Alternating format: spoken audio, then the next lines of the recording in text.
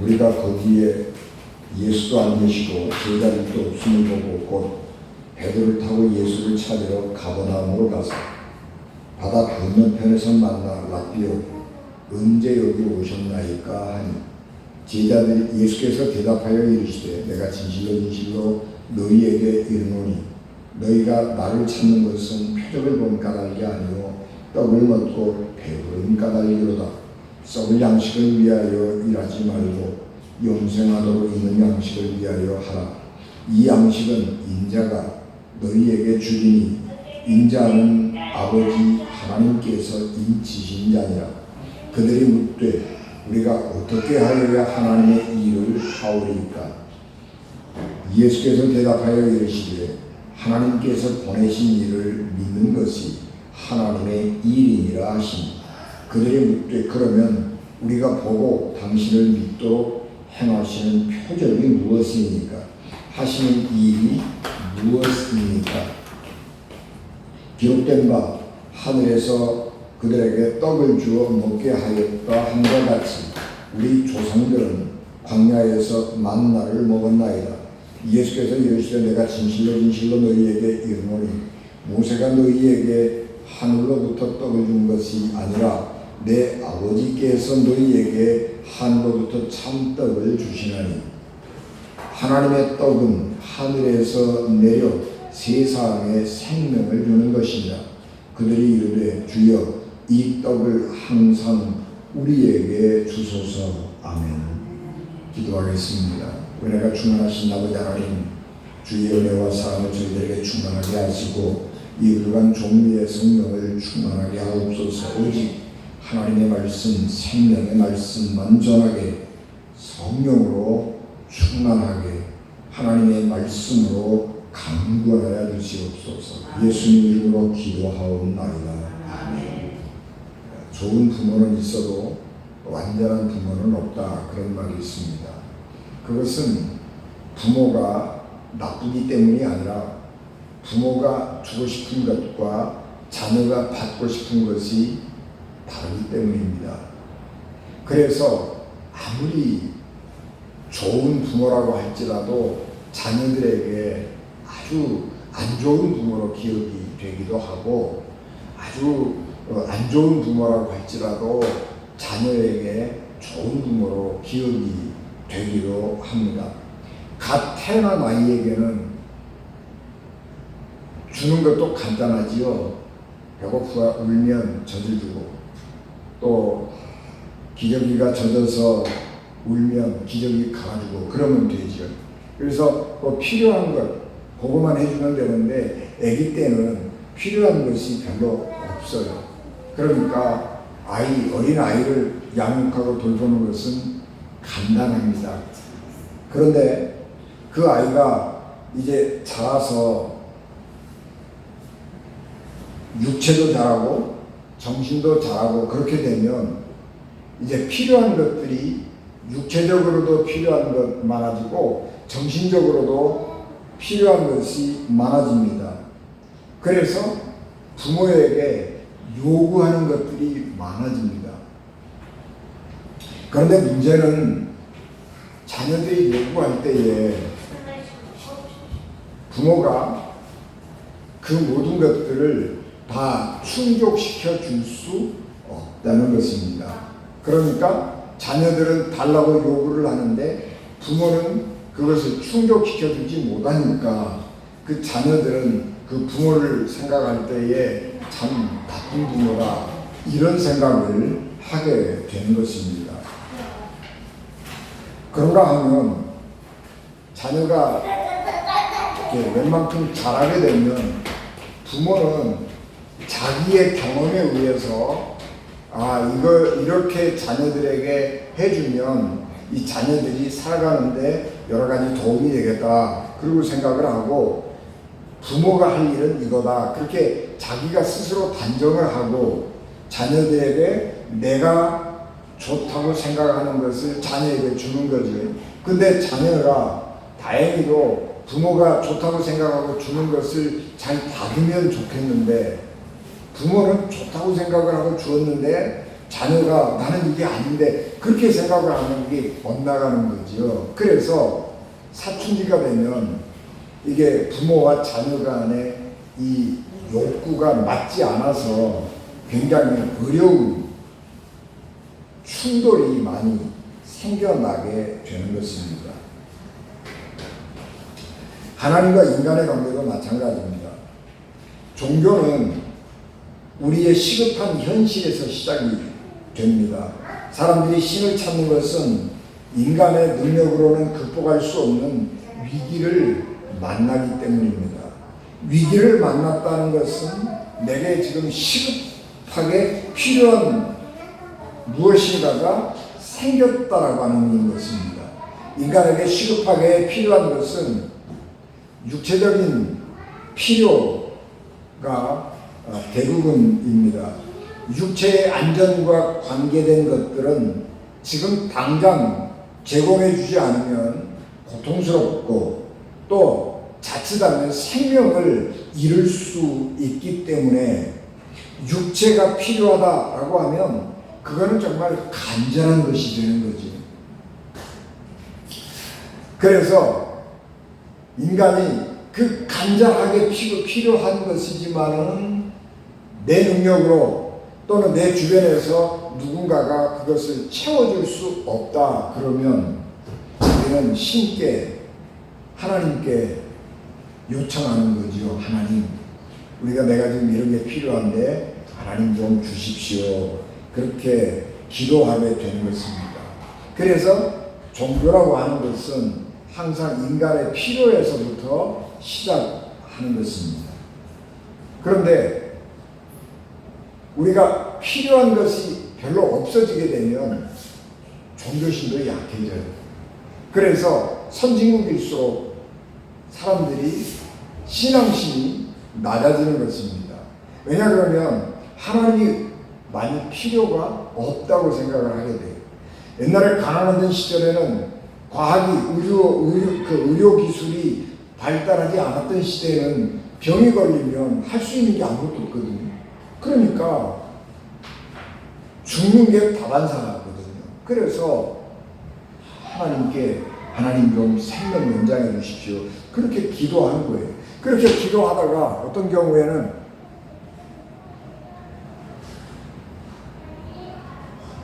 기적처럼 병이 낫기도 하는데 어떤 경우에는 기도하는 거하고 아무 상관이 없이 그냥 기도가 응답이 안 되고 상황이 악화되어 버리는 경우가 많이 있게 되는 것이죠. 그래서 사람들은 과학이 발달하고 의술이 발달하게 될수록 확실하게 믿을 수 있는 것이 의술이기 때문에 병이 걸리면 기도하는 것보다는 병원으로 가는 거죠. 예전에 우리가 가난하던 시절에는 돈이 없으면 하나님 앞에 밤새 기도했지요. 그런데 지금은 우리나라가 부자가 됐기 때문에 돈이 필요하면 일자리를 구해서 일하러 가는 게 기도하는 것보다 훨씬 쉽다는 거예요. 그래서 사람들이 점점 하나님이 필요하지 않게 되는 거예요. 그래서 하나님을 안 찾게 되는 거죠. 그래서 사람들의 믿음이라고 하는 게 이렇게 점점 약해지게 되는 것입니다. 그런데 하나님께서 우리에게 주고 싶은 게 있는 것입니다. 부모가 장성한 자녀에게 주고 싶은 것이 있는 것처럼 하나님께서도 인간에게 꼭 주고 싶은 게 있는 거예요. 그런데 사람들은 내가 필요한 것을 달라고 그러는 거죠. 사람들은 하나님 앞에 내가 육신적으로 물질적으로 이런 게 필요한데 하나님 이것을 주십시오 그렇게 요구하는 것이고, 하나님은 아니 그거보다는 내가 주는 것이 훨씬 더 중요해. 그리고 하나님께서 주시고 싶어하는 것이 있는데 이게 인간하고 하나님하고 이렇게 안 맞는 거예요. 그래서 점점 하나님과 인간의 관계가 멀어져 가는 것이고 믿음이 약해져 가는 것입니다. 여러분, 하나님께서 왜 우리가 필요하다고 생각하는 것을 안 주시겠어요? 이유가 있죠. 여러분, 물질이라고 하는 것은요 생명이 없는 거예요. 물질은 생명이 없는 것인데 그 생명이 없기 때문에 물질은 시간이 지나면 썩고 시간이 지나면 점점 사라지는 것입니다. 물질이라고 하는 것은 본래 죽은 거예요. 죽은 거는 생명이 없기 때문에 시간과 함께 가면서 점점 소멸되어 가고 없어져 가버리는 것입니다. 우리의 육신도 물질이기 때문에 시간이 지나면 점점 늙고 쇠약해지는 것입니다. 우리가 밥을 먹어야 살잖아요. 밥을 먹어야 사는데 밥을 먹으면 영원히 사는 게 아니잖아요. 밥이라고 하는 것은 먹으면 그때는 생명이 살아요. 그런데 다음에 시간이 지나면 또 필요해서 또 먹어야 되는 거예요.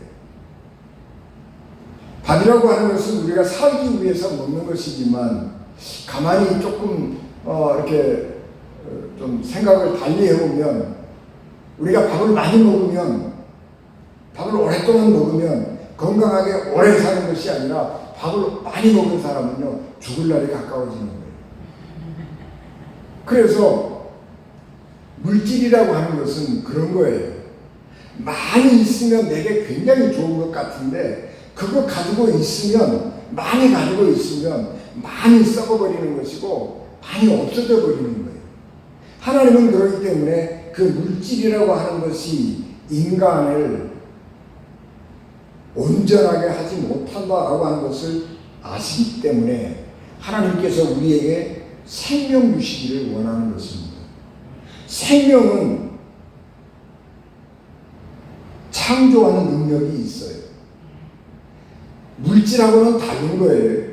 물질은 생명이 없기 때문에 시간이 지나면 점점 녹슬고 쇠해져가고 망해가는 것이지만 생명이라고 하는 것은 살아있는 것이기 때문에 시간이 지날수록 더 싱싱하고 번성하고 자라가고 창조해가는 것입니다. 어린아이는 생명체잖아요. 생명체이기 때문에 엄마가 애한테 우유 주고 또 기저귀 갈아주고 그 두 가지만 하면요, 나머지는 지가 알아서 다 하는 거예요. 그래서 오랜 시간 동안 우유 주고 기저귀 갈아주고 그렇게 하면요, 지가 알아서 다 커요. 그래서 때가 되면 뒤집고요, 때가 되면 일어서고요, 그렇게 하는 거예요. 그게 생명이에요.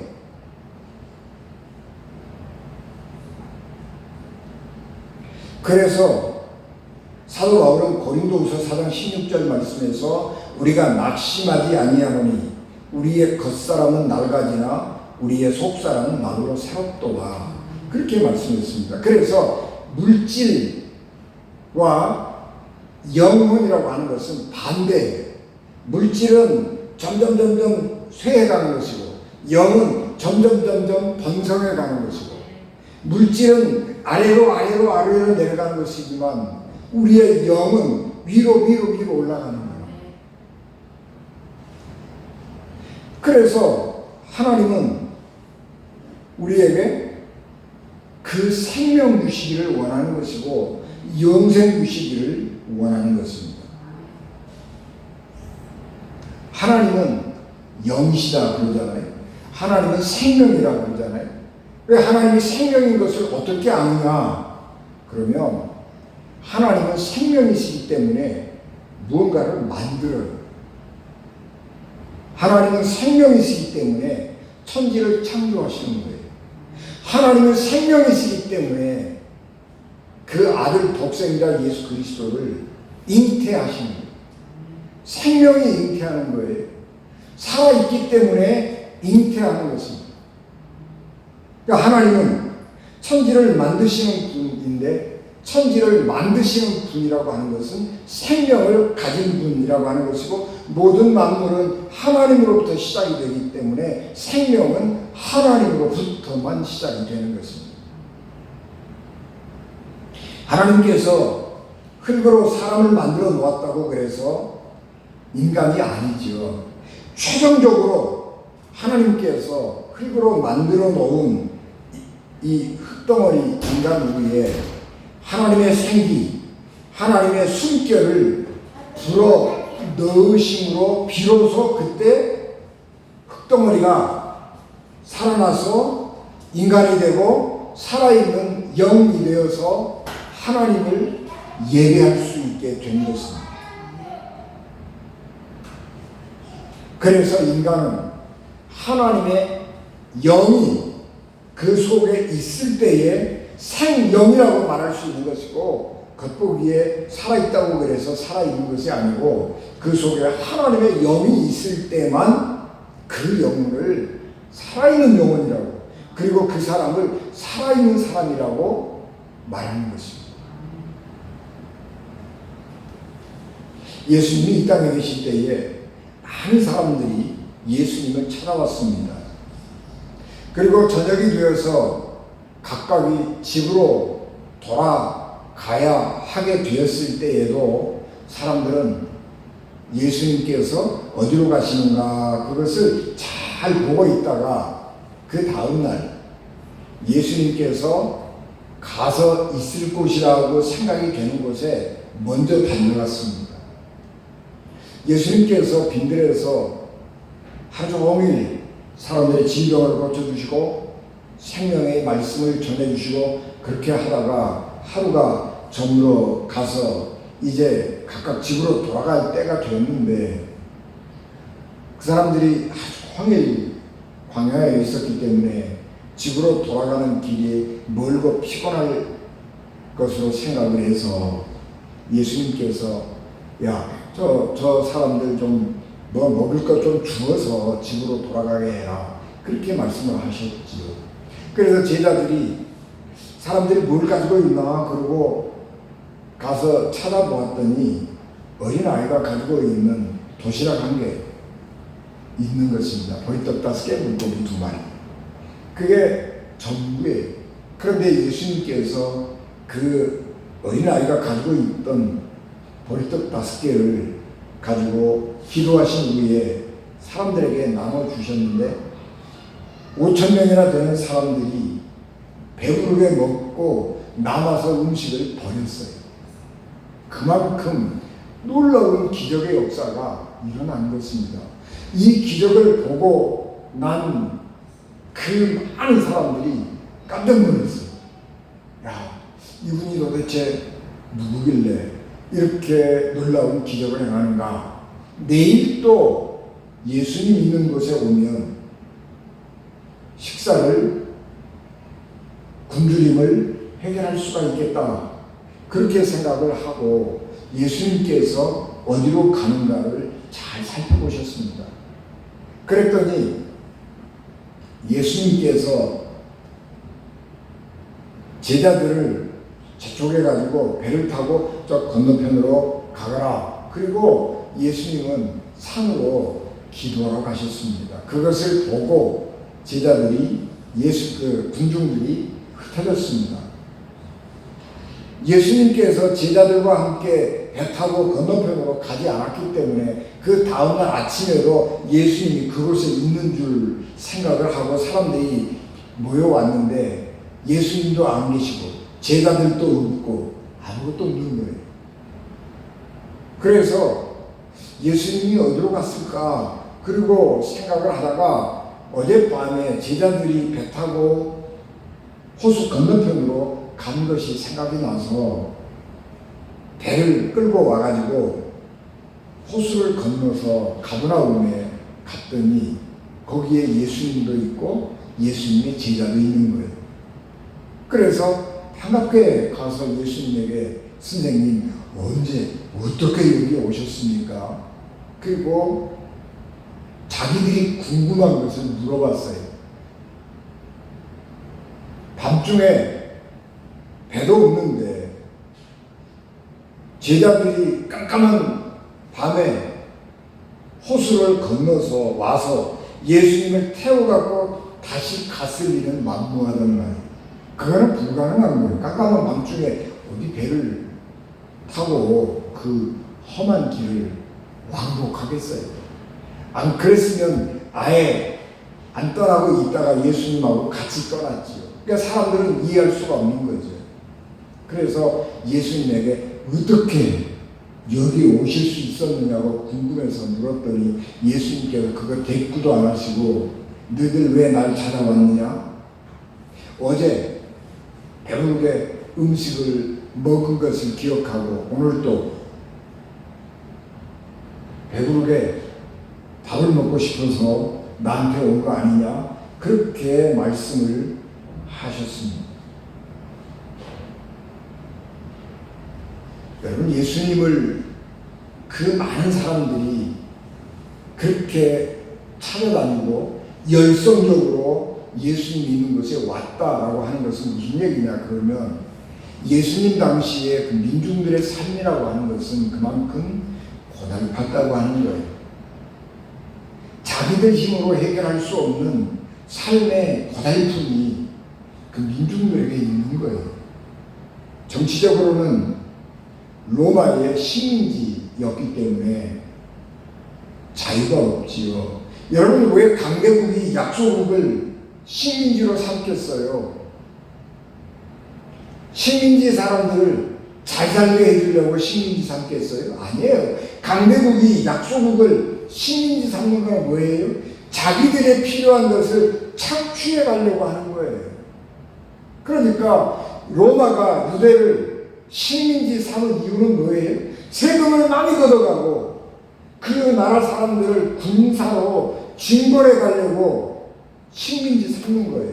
그러니까 농사를 지으면 지주들이 떼가고 로마는 세금을 왕창 걷어가고 남는 게 없는 거죠. 먹고 살 게 없는 거죠. 그렇기 때문에 정치적으로도 자유가 없고 굶주리고 일을 열심히 해도 배고픈 삶을 사는 거예요. 그래서 어떻게 하면 우리가 이런 환경을 좀 면할 수 있을까? 그리고 생각을 하고 좀 메시아가 와서 하나님께서 이런 어려운 상황들을 좀 해결해 줬으면 좋겠다. 그런 기대를 가지고 하나님 앞에 기도하면서 하나님 우리 좀 도와주십시오. 그리고 기도하고 메시아를 좀 보여주십시오. 그렇게 하나님 앞에 기도하고 있었는데 세례 요한이라고 하는 사람이 나타나가지고 이스라엘 백성들에게 회개의 세례를 베풀면서 하나님의 말씀을 전하는데 그의 말씀이 얼마나 권위가 있는지 사람들이 거기에 홀 빠졌어요. 그래가지고 저 사람이 메시아인가, 그리고 세례 요한을 엄청나게 따라가고 추종을 했는데 그만 헤롯 왕이 사형을 시켜버렸습니다.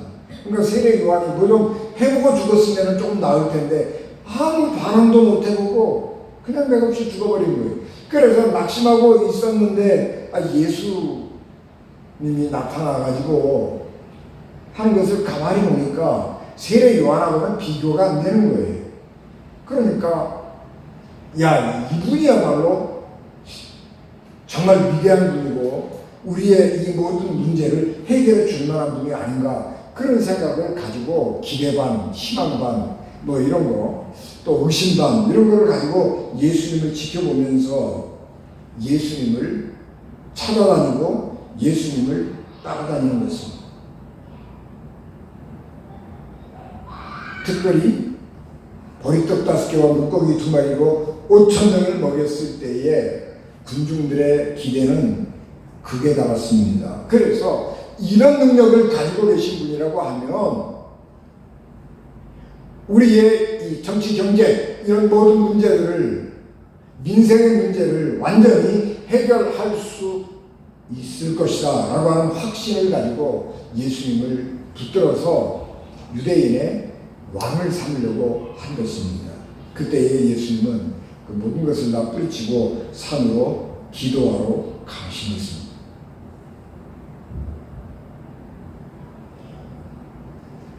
예수께서 자기를 찾아서 가버나움까지 온 사람들에게 하시는 말씀이 뭐냐 그러면, 너희들 왜 나를 찾아왔느냐?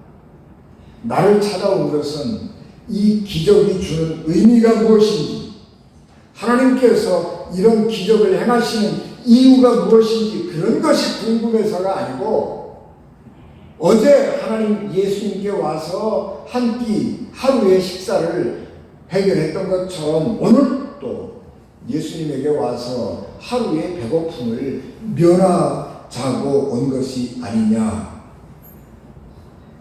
라고 묻는 것입니다. 그러면서 썩을 양식을 위하여 일하지 말고 영생하도록 있는 양식을 위하여 하라, 그렇게 말씀했습니다. 그러니까 이 예수님을 찾아온 유대인들이 영생하도록 하는 그 양식을 하나님으로부터 얻으려고 그러면 우리는 무엇을 해야 됩니까? 그러고 묻는 겁니다. 세례 요한에게 사람들이 와서 우리가 무엇을 해야 하겠습니까? 라고 묻는 거하고 똑같은 거예요. 예수님에게 와서도 우리가 무엇을 해야 하겠습니까? 그렇게 묻는 것이죠. 왜냐 그러면 우리들의 생각이나 유대인들의 생각이나 비슷한데, 세상에 공짜가 없는 것처럼 믿음에도 공짜가 없다고 생각을 하는 것입니다. 그래서 하나님한테 뭘 좀 받으려고 그러면 뭐 대가를 좀 해야 되잖아요. 그래서 나도 하나님한테 이만큼 하고, 하나님 내가 이만큼 했으니까 하나님 또 내가 원하는 거 주십시오, 그렇게 해야 거래가 되는 거랍니다. 그런 생각을 사람들이 가지고 있는 거예요. 우리가 하나님의 은혜를 받기 위해서는 하나님을 기쁘시게 할 만한 업적을 남겨야 된다고 생각하는 것입니다. 그리고 하나님 앞에 무언가를 드려야 하는 것이 믿음이라고 생각해요. 믿음이라고 하는 것은 내가 하나님 앞에 드리는 것이다, 그런 생각을 하는 것입니다. 그게 사람이에요. 그게 일반 신들을 섬기는 방법인 것입니다. 그러나 예수님은 아니, 하나님의 은혜를 얻기 위해서는 너희들이 뭘 그렇게 하나님 앞에 갖다가 바치고 그렇게 함으로 되는 것이 아니고, 하나님이 하시는 일을 가만히 잘 들여다보고 이거는 하나님이 하신 것이다 그러고 믿으라는 거예요. 구체적으로는 예수님이 하시는 일을 가만히 보면서 이 예수님이 하나님의 아들이고 이 예수님을 하나님께서 이 세상을 구원할 메시아로 보냈구나. 그거를 믿는 거지. 어느 우리의 삶 속에서 믿음이라고 하는 것은 내게 어떤 일이 일어날 때에 이것이 하나님이 내게 주시는 것이구나. 그렇게 받아들이는 것. 그게 믿음이에요. 우리는 내게 좋은 것은 하나님이 주신 것이고 내게 싫은 것은, 내게 나쁘다고 생각하는 것은 하나님이 주시지 않는 것이라고 생각을 하는 경우가 많아요. 사탄이 주는 것이라고 생각하는 경우도 있지요. 그런데 믿음의 사람은 내게 몹시 불편하고 내게 몹시 나쁜 것처럼 생각이 될지라도 이것도 하나님이 주셨으려니 그렇게 믿고 감사함으로 받아들이는 거예요. 그래서 부족하고 불편하고 마음에 안 들고 화가 나고 그럼에도 불구하고 하나님께서 내게 필요해서 주셨기 때문에 내가 이 상황에서 이 모든 문제를 믿음으로 풀어가야지. 그렇게 생각하고 살아가는 게 믿음의 사람이에요. 그게 믿음이 좋은 사람이에요. 믿음이 나쁜 사람은 내게 불편한 일, 내게 손해나는 일이 생기면 화를 버럭버럭 내고 하나님 앞에 저항하고 다른 사람들에게 그런 자기의 불편한 감정을 다 드러내가지고 다른 주변에 많은 사람들을 다 불편하게 만들고 그렇게 하는 거예요. 참된 믿음의 사람은 모든 것을 감사하고 우리가 믿음으로 받으면 모든 것을 버릴 게 없다라고 하는 사도 바울의 믿음 고백을 가지고 우리가 살아야 하는 것입니다. 믿음은 하나님하고 거래하는 게 아니고 하나님의 은혜를 값없이 주시는 은혜를 감사함으로 받는 거예요. 받을 줄 아는 거, 그거 굉장한 성숙한 믿음입니다. 성숙한 사람이에요. 미숙한 사람은요, 잘 안 받으려고 그래요. 나는 주기만 하는 사람이야. 나는 받는 사람이 아니야. 그렇게 생각하는 것은요, 미숙한 사람이에요. 주기도 잘 줘야 되지만은요, 다른 사람이 우리에게 사랑을 줄 때에 잘 감사함으로 받을 줄 아는 것도 굉장한 사람이에요.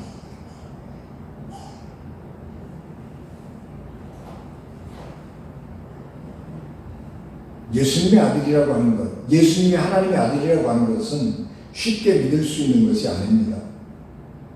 예수님이 엄청난 기적을 행하고 놀라운 하나님의 말씀을 전하긴 했지만 그 당시의 사회적 분위기는 예수님을 의심의 눈초리로 쳐다보면서 하나님의 이름을 욕되게 하는 사람, 자기 스스로가 내가 하나님의 아들이라고 말하는 저런 신성 모독죄를 범하는 사람, 그렇게 의심의 눈초리로 예수님을 바라보았습니다. 이런 사회 분위기가 팽배하고 있는 속에서 예수님은 하나님께서 이 세상을 구원하시려고 보낸 하나님의 아들이다 라고 하는 믿음을 고백하면 사회적으로 왕따를 당할 수 있기 때문에 그런 확고한 믿음을 드러내놓고 고백하는 것은 쉽지 않은 것입니다.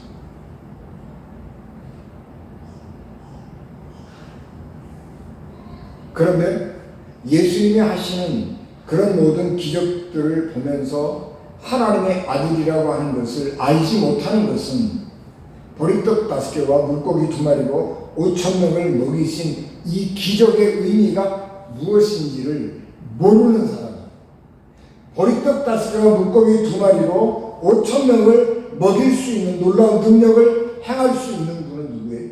하나님 한 분밖에 없어요. 누가 그런 일을 하겠어요? 그런 일을 한 놀라운 사람을 앞에 두고도 하나님을 믿지 못하는 거예요. 그것은 믿음이 없는 사람이에요.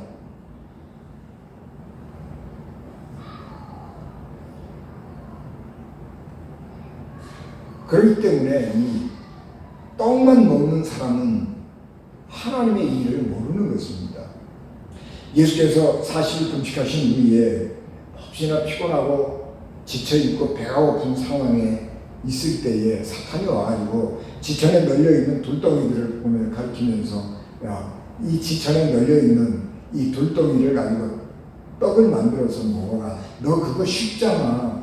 그 정도는 너는 얼마든지 할 수 있잖아. 그리고 사탄이 유혹하잖아요.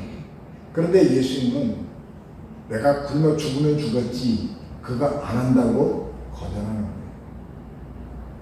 사탄이 원했기 때문에 거절한 것도 있지만 사람이 돌로 떡을 만들어 먹는다고 그래서 다음에 또 배고프지 말라는 법이 없단 말이에요. 아침 먹었다고 점심 안 먹나요? 아니에요. 아까 제가 서두에 말씀드린 것처럼 물질이라고 하는 것은 그때만 필요한 거예요. 그때 지나면 또 필요한 거예요. 그러니까 물질이 그때 당시에 필요를 충족시켜주면 문제가 해결되는 게 아니에요. 임시방편이란 말이에요. 그래서 예수님께서 인간의 근본적인 문제를 해결하는 것은 떡이 아니고 육신의 배고픔을 잠시 해결해주는 떡이 아니고 한 끼의 식사가 아니고 우리의 생명을 살리는 하나님의 말씀이라고 말씀하는 것입니다. 그래서 사람은 하나님의 입으로부터 나오는 모든 말씀으로 산다. 그렇게 말씀하신 것입니다. 예수님을 믿고 난 후에 얻은 축복은 우리가 육신적인 고생을 하지 않게 되었다라고 하는 것이 아니었습니다. 예수님께 오면 일하지도 않고 하루의 배고픔을 면할 수 있으리라고 하는 기대를 가지고 찾아오는 것은 믿음이 아닙니다. 그런 기대를 가지고 예수님을 찾아온다거나 오랫동안 예수님을 믿으면서도 그런 생각을 떨쳐버리지 못한 사람은 신앙적 방황을 할 수밖에 없는 것입니다. 예수님에게 찾아올 때는 육신의 시급한 필요 때문에 왔을지라도 예수님을 찾아와서 예수님을 믿고 그 말씀을 듣고 예수님의 생각과 예수님의 삶이 어떤 것인가를 보면 우리는 우리의 그 믿음이, 우리의 삶이 도약해야죠. 그래서 물질에서 영으로 우리의 삶이 바꾸어져 가야 합니다.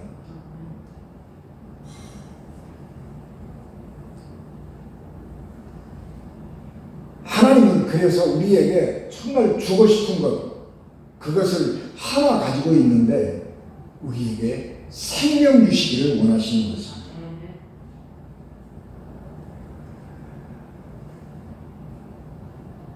그래서 예수님은 우리에게 정말 필요한 것입니다.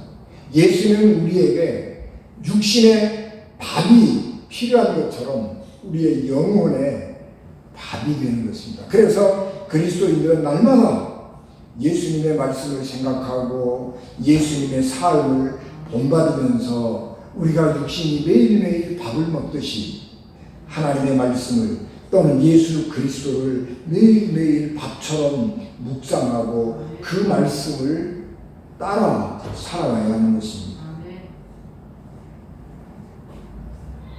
인간은 물질이 필요한 존재이긴 하지만 물질로만 사는 존재는 아닌 것이죠. 물질로만 사는 사람은 아무리 돈이 많아도 그 삶은 저급한 것입니다. 아무리 돈이 많아도 물질로만 사는 사람은 그 삶이 누추한 거예요.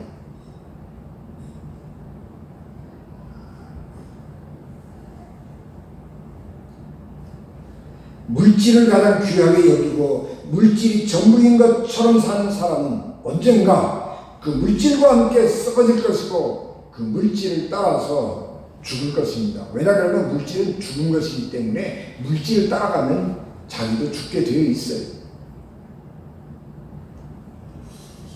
나를 포함해서 우리가 어떤 것이 바른가 하는 것을 보고 행동을 해야 하는 것입니다. 많은 사람들이 우리에게 실망을 주는데 그것은 왜 그러다 그러면 어떤 것이 옳으냐 그런 것을 보고 결정을 하는 것이 아니고 어떤 것이 내게 이익이 되느냐 그런 기준을 가지고 행동하고 말하는 것입니다. 그래서 아무리 옳은 것이라고 할지라도 내게 손해가 되면 그건 나쁜 거예요. 그래서 우리는 믿었던 사람들에게 실망을 하기도 하고 좌절하기도 하는 것입니다. 이익을 따라 살면 지금 당장은 내게 어떤 작은 이익이 있을 수 있을지 모르지만 그렇게 살면 영생이 없는 것입니다.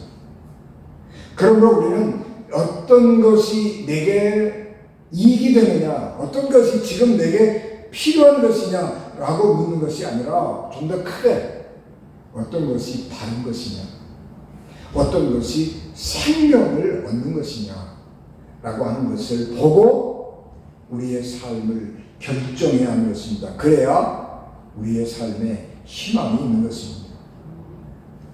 유대교는 유목민인 유대인들이 믿는 작은 사막 종교였습니다.